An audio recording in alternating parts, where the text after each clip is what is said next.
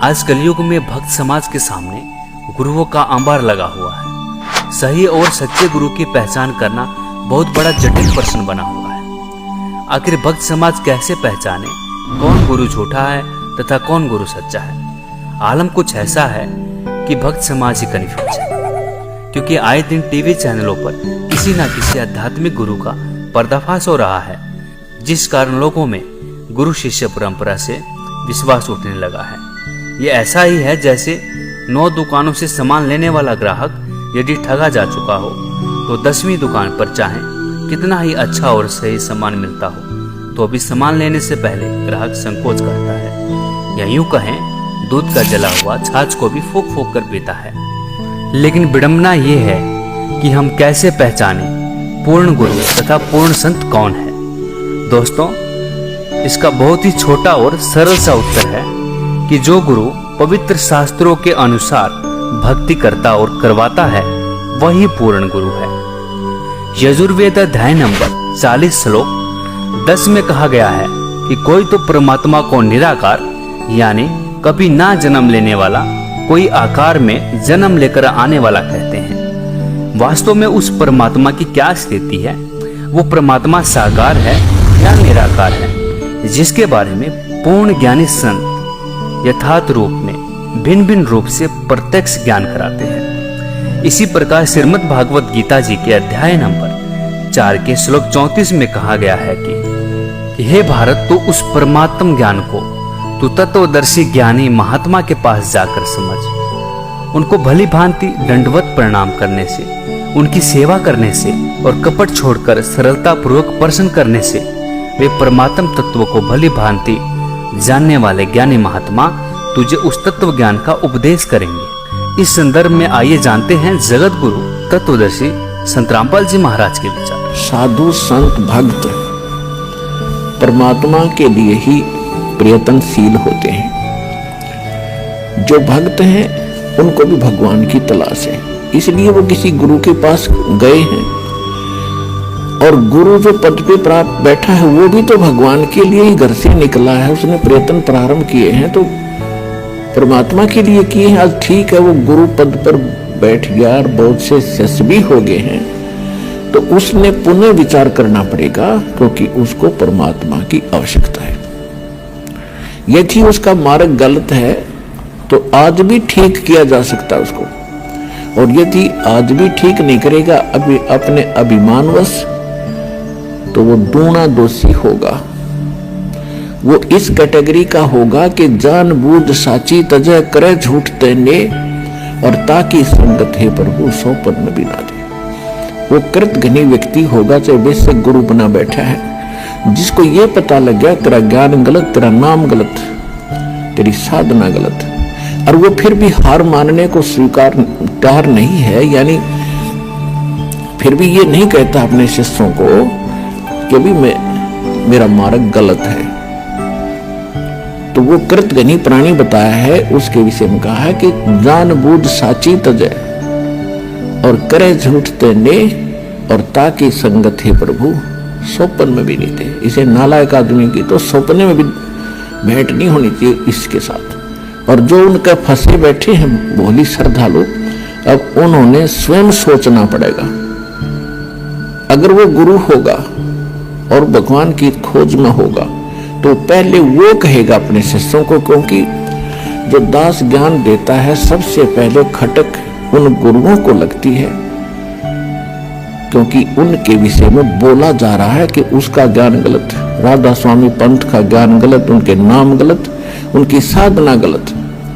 धन धन सतगुरु सच्चा सौदा सिरसा और जगमाल वाले के बारे में कहा जा रहा है, उनका नाम गलत, उनका ज्ञान गलत, उनकी भक्ति गलत, उनका रास्ता गलत। और जितने भी ये ब्रह्मा विष्णु महेश के पुजारी, सारांश सुधांशु जी, ये कुमार स्वामी, ये इनका सारा मार्ग गलत, और ये 3 देव की भक्ति करते हैं, इनमें जीव का मोक्ष नहीं। तो इनको सबसे पहले इस बात पर जोर देना चाहिए। ये क्यों कह रहा रामपाल दास? इसका उद्देश्य क्या है? कम से कम उद्देश्य जानकर हमारे सदग्रंथों को, लिटरेचर को पढ़ें। ये संत दास की उनसे विनम्र प्रार्थना है। उनका भी जीव रक्षा होगी। उनके अंतर्गत जो भोले श्रद्धालु फंसे पड़े हैं उनको संत मान के, संत वही होता है जिसके पास पूर्ण ज्ञान हो और साधना ठीक है नहीं तो भक्त नहीं है, ना वो गुरु है।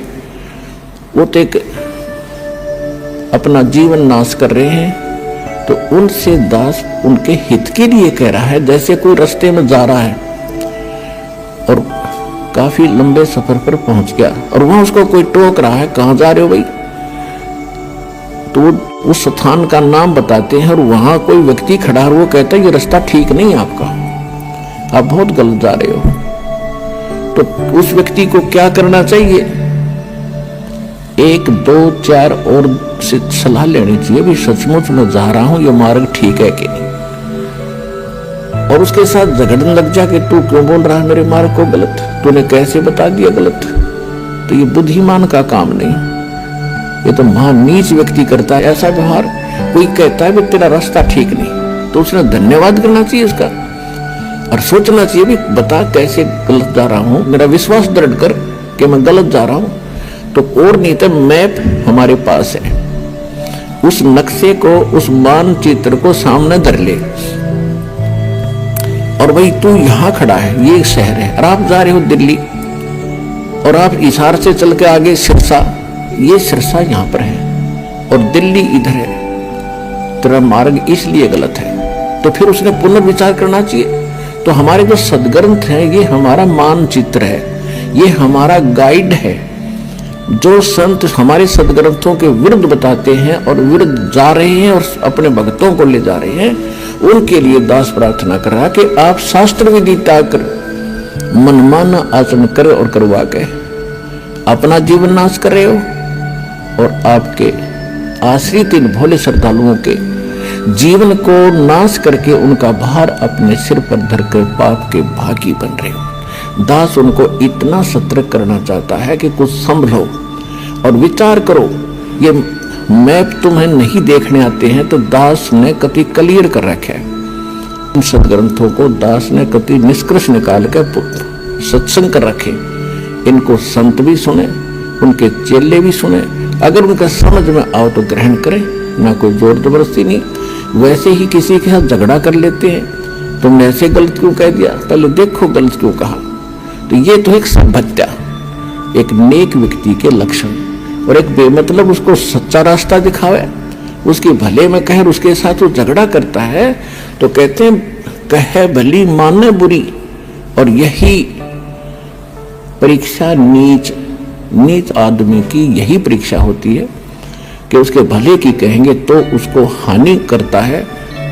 कबीर साहब कहते हैं कि साच कहो तो जग नहीं माने और झूठा जगपतियासी। अगर साच कहो तो जग नहीं मानता, इन झूठों की बात पर विश्वास किए बैठे हैं। कहते 9 मन सूत उड़ जिया, ये ऋषि रहे झकमार और सतगुरु यानी तत्वदर्शी संत ईसा सुलझा दे, उड़ जाए दूसरी बार। अब ईसा सुलझा दिया है, इस कलयुग में नहीं उड़ सकता भी। अब ये थोड़े से दिन में ये ट्या ट्या करने वाले हैं ना विरोधी, सिर पटक कर बैठ जाएंगे, जनता इन्हें बोलने नहीं देगा। बच्चा भी बस तो हो जाओ, तेरे दिन सुन ली तुम्हारी ये बकवाद। अरे सामने प्रमाण दिखा रहा है, दास ने गला पड़ा लिया और जेल तक जा लिया इस सच्चाई को ऊपर लाने के लिए, और ये फिर भी बकवाद कर रहे हैं। इस दास ने तो न्यौछावर कर रखा है जीवन परमात्मा के लिए। परमात्मा के बच्चों तक इस तत्व ज्ञान को पहुंचा कर छोड़ूंगा, चाहे कुछ भी बीतो मेरे साथ।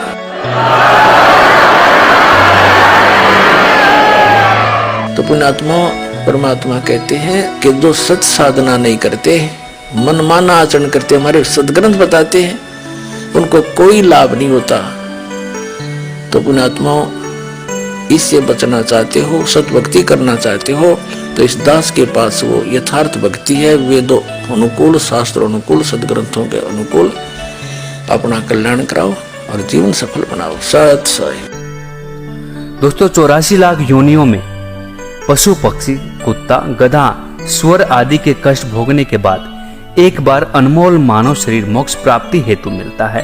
इस अनमोल मानव जीवन को नकली गुरुओं के चक्कर में पड़कर व्यर्थ होने से बचाना चाहिए। चूंकि समाज में नकली गुरुओं द्वारा गलत धारणा ये फैला रखी है कि एक बार गुरु धारण करने के बाद दूसरा गुरु नहीं बदलना चाहिए। विचार करें, देखें, गुरु हमारे जन्म मृत्यु रूपी भयंकर रोग को काटने वाला वैद्य होता है। यदि एक वैद्य से हमारा रोग कटता नहीं तो हमें ऐसे डॉक्टर या वैद्य के पास जाने में संकोच नहीं करना चाहिए, जिससे हमारा जानलेवा रोग ठीक हो सकता है। कबीर साहब जी कहते हैं कि जब तक गुरु मिले ना साचा, तब तक गुरु करो 10 पांचा। दोस्तों, आप खुद विचार करें, कहीं कोई अज्ञानी और नकली गुरु आपके इस अनमोल मानव जीवन के साथ खिलवाड़ तो नहीं कर रहा है। मानव जीवन के कल्याणार्थ संपूर्ण आध्यात्मिक ज्ञान के रहस्यों को जानने के लिए अवश्य पढ़ें। जगत गुरु तत्वदर्शी संत रामपाल जी महाराज द्वारा लिखित पवित्र पुस्तकें ज्ञान गंगा, जीने की राह, गीता तेरा ज्ञान अमृत, अंधश्रद्धा भक्ति, खतराए जान बिल्कुल निशुल्क मंगाएं। अपना नाम, पूरा पता हमें व्हाट्सएप करें। हमारा नंबर है 7496801825। जगत गुरु तत्वदर्शी संत रामपाल जी महाराज के मंगल प्रवचन अब प्रतिदिन सुनिए। MH1 श्रद्धा टीवी पर दोपहर 2 से 3 बजे, सारथी टीवी पर शाम 6:30 से 7:30 बजे, साधना टीवी पर शाम 7:30 से 8:30 बजे, ईश्वर टीवी पर रात 8:30 से 9:30 बजे।